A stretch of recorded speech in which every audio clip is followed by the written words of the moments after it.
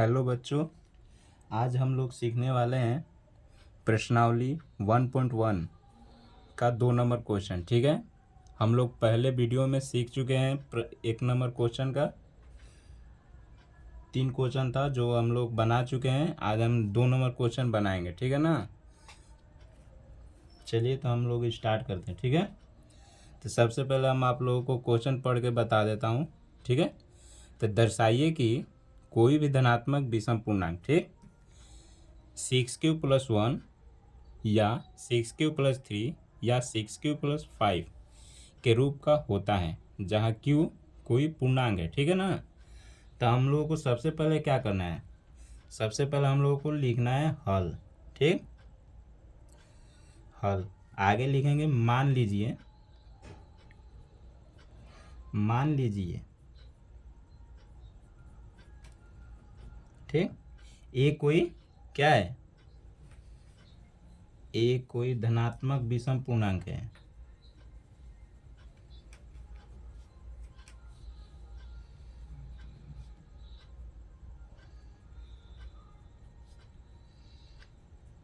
हम इसीलिए मान रहे हैं क्योंकि क्वेश्चन में मेरा दिया हुआ है, ठीक है ना, कि धनात्मक विषम पूर्णांक। ठीक, तो हम मान लिए हैं कि ए कोई धनात्मक विषम पूर्णांक है। ठीक है ना। तो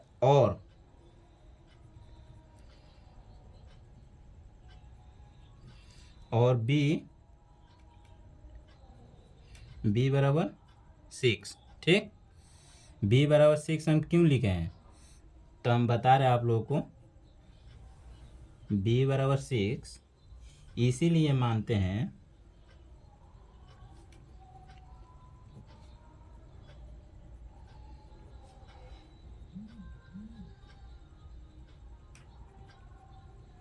क्योंकि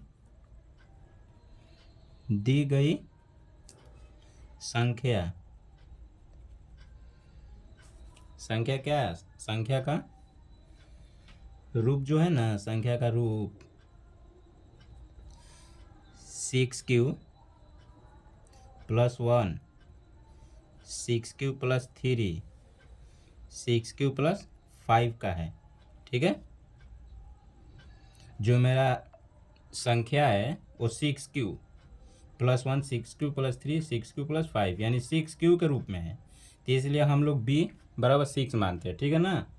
तो अब हम आगे चलते हैं, आगे हम लिखेंगे यूक्लिड विभाजन एल्गोरिथम से। ठीक है,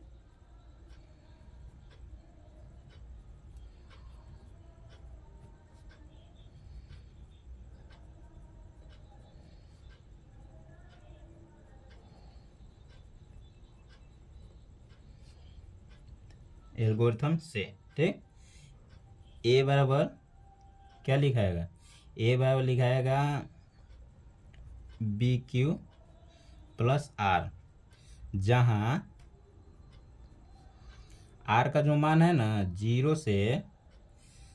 या 0 से बड़ा, लेकिन बी से क्या होगा, छोटा होगा। ठीक है, बी कितना है मेरा, बी 6 है। ठीक है ना। तब हम लिखेंगे यहाँ आर का संभावित मान,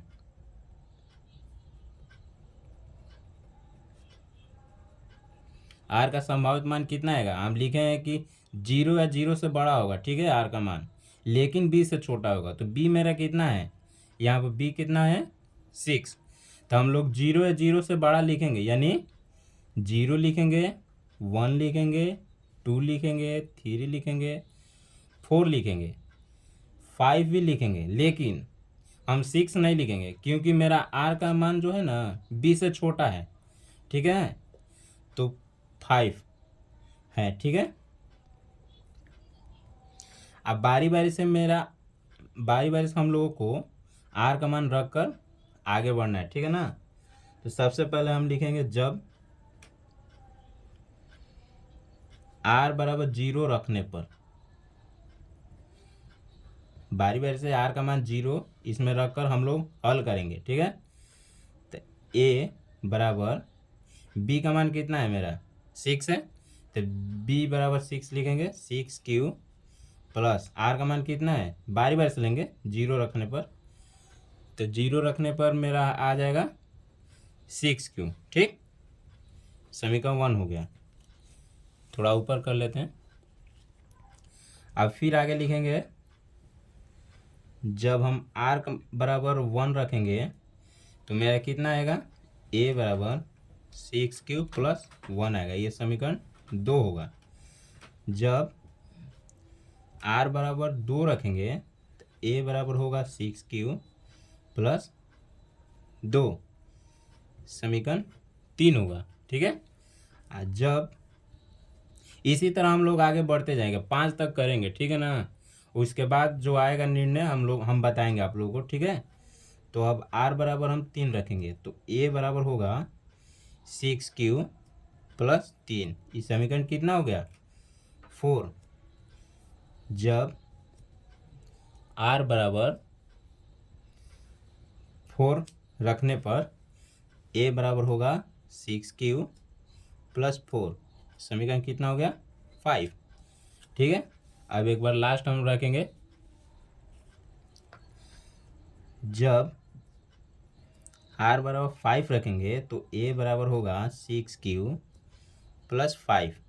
इस समीकरण 6 हो गए। ठीक है ना, अतः अब हम लोग लिखेंगे। ठीक है ना, अतः 6Q प्लस 2 6Q प्लस 4 सम संख्या है।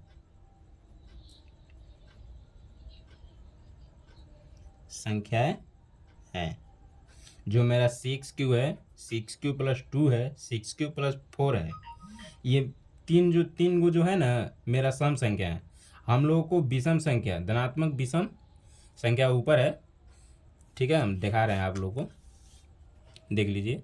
यहाँ पर हम माने हैं कि a कोई धनात्मक विषम पूर्णांक है, लेकिन समीकरण 6 तक है, इसमें 3 जो है ना मेरा सम संख्या है। ठीक है, 1 नंबर, 3 नंबर और 5 नंबर। ठीक है, तो इसीलिए हम लिखे हैं कि 6Q प्लस 2 और 6Q प्लस 4 सम संख्या हैं। ठीक, और a एक विषम संख्या है।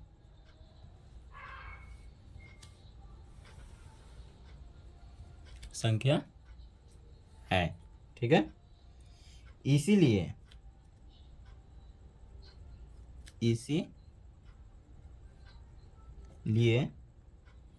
a का मान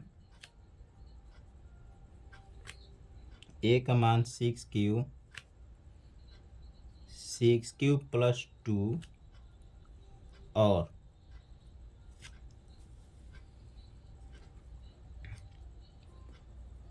6Q प्लस 4 संभव नहीं है।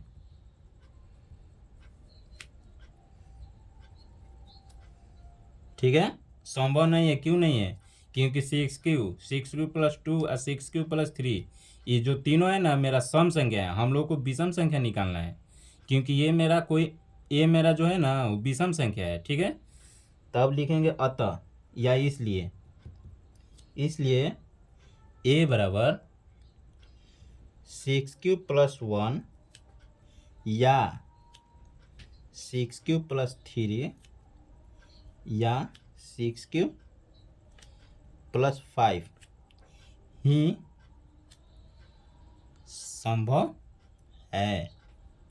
ठीक है, आंसर यही होगा।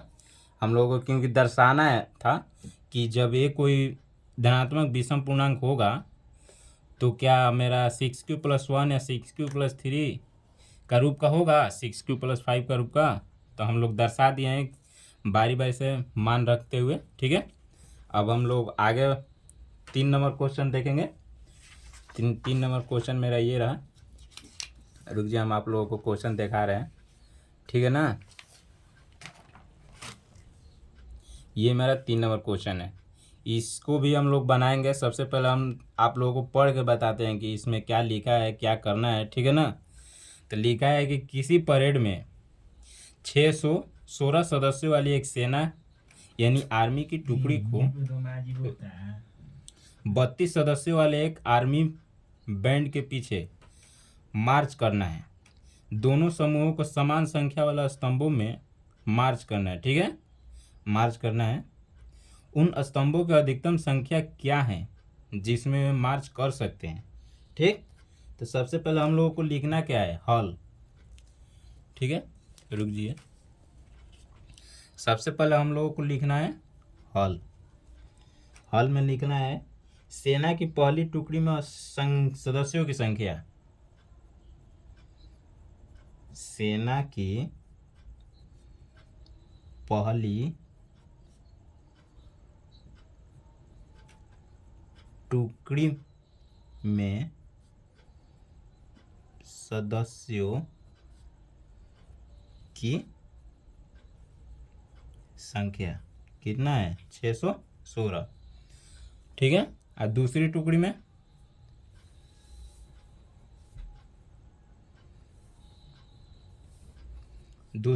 में संख्या कितना है, 32। ठीक, तो माना कि ए बराबर 616 और बी बराबर 32। ए बराबर 616, बी बराबर 32 क्यों माने हैं, क्योंकि ए जो है ना मेरा बड़ा है बी से। ठीक है, बड़े वालों को हम ए मानते हैं, जो छोटा होता है ना उसको हम बी मानते हैं। ठीक है, तब हम लिखेंगे, अब हम 616 को 32 से विभाजित करते हैं। विभाजित करने पर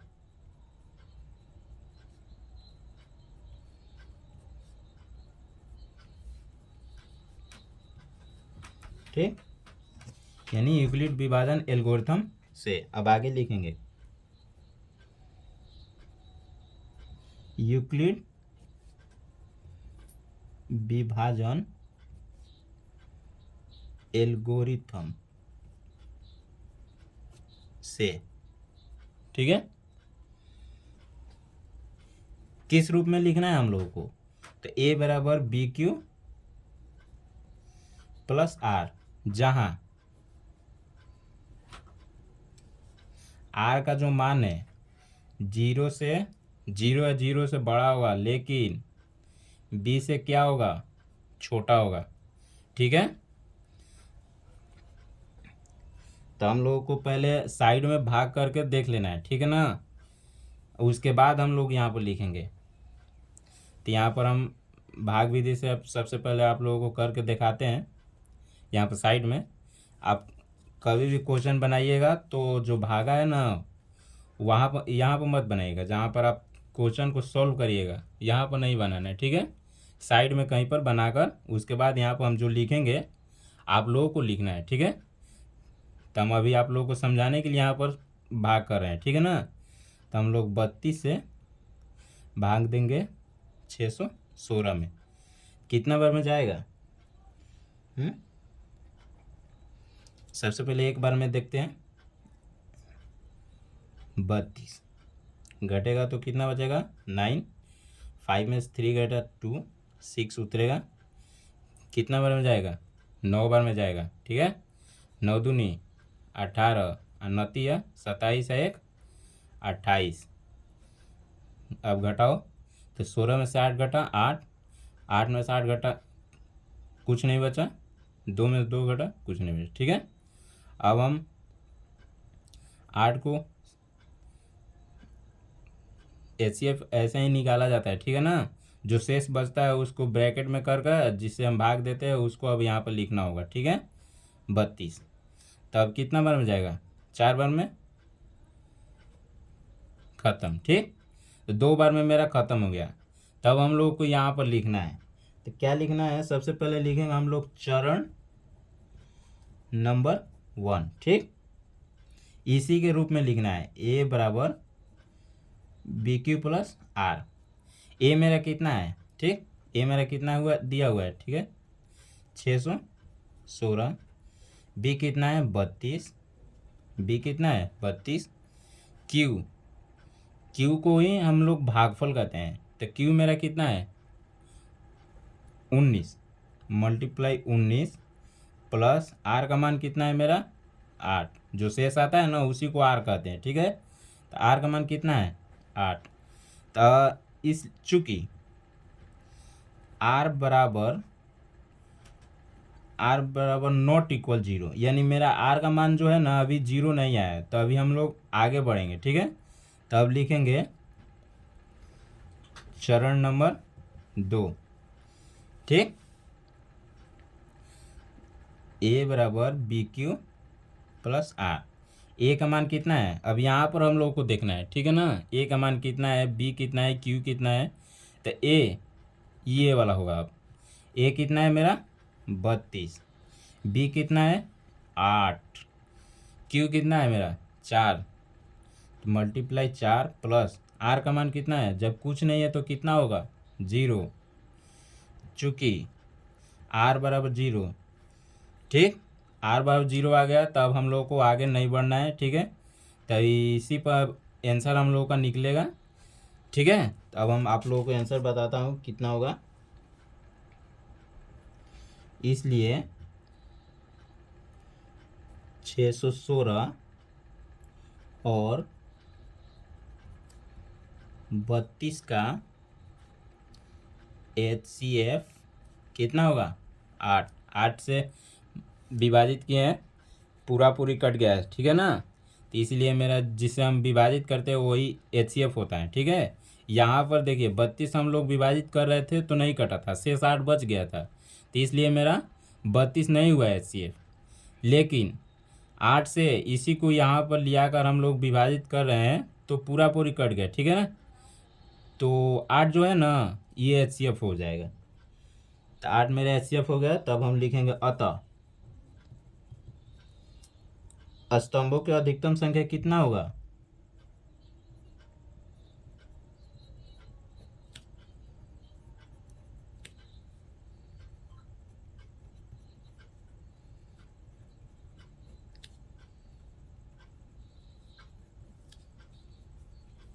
आठ आंसर, ठीक है। अब आगे हम इसी तरह आप लोगों को 4 नंबर क्वेश्चन और 5 नंबर क्वेश्चन फिर से हम बनाकर लाएंगे, ठीक है। तब तक ले धन्यवाद। चैनल को लाइक सब्सक्राइब और कमेंट ज़रूर करिएगा, अच्छा लगे तो शेयर भी करिएगा, ठीक है।